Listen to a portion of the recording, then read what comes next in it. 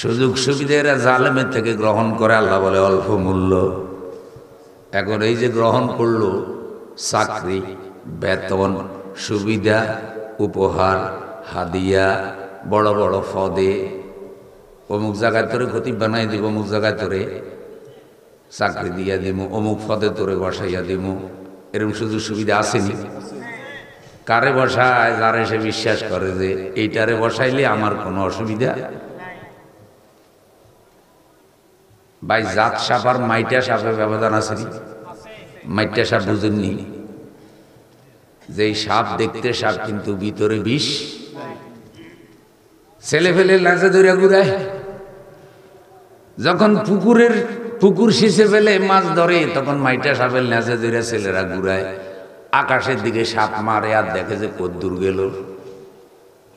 কারণ ফলাফাইন জানে এটার নামে সাপ, ভিতরে কিন্তু আসল জিনিস।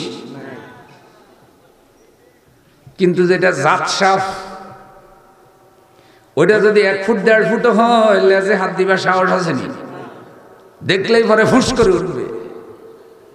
আর যে দেখবে সে বলবে না রে, এইটা কিন্তু আসল সাপ। যেই হুজুরের কাছে এলেম আছে, এলেম বোতা হয়ে গেছে, এলেম জালেমের কাছে বেচা হয়ে গেছে, ওইটা মাইটা সাপ। ওইটা লেজে ধরে জুব্বাই ধরে জালেমেরা ঘুরায়, ওইটা জালেমদের জুতা বহন করে, জালেমদের সামনে কাচুমাচু করে, হক কথা বলার সাহস ওর নাই। ওকে ওয়ারাসাতুল আম্বিয়া, নবীর ওয়ারিস বলা যায় না।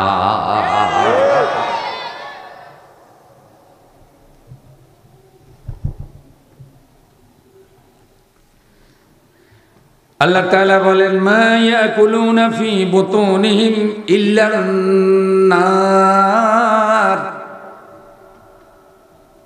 সে যে সুযোগ সুবিধা গ্রহণ করলো, ফ্যাটে যা ঢুকাইলো, আল্লাহ বলতেছে শুধু আগুন ঢুকাইলো ফ্যাটে। যে কি ঢুকাইলো? তাহলে চাকরি, সুবিধা, টাকা পয়সা যা নিতেছে আল্লাহর ভাষায় সব আগুন। সব কি? কোথায় ঢুকায়? ফি বুতুনিহিম ইল্লান নার। সে তার পেটের মধ্যে আগুন ছাড়া কিছু ঢুকায় না। ওয়ালা ইউকাল্লিমুহুমুল্লাহু ইয়াওমাল কিয়ামা। আর কিয়ামতের দিন এই আলেমের সাথে আল্লাহ কথাও বলবে না। ওয়ালা ইউযাক্কিহিম, তাকে আল্লাহ পবিত্রও করবে না।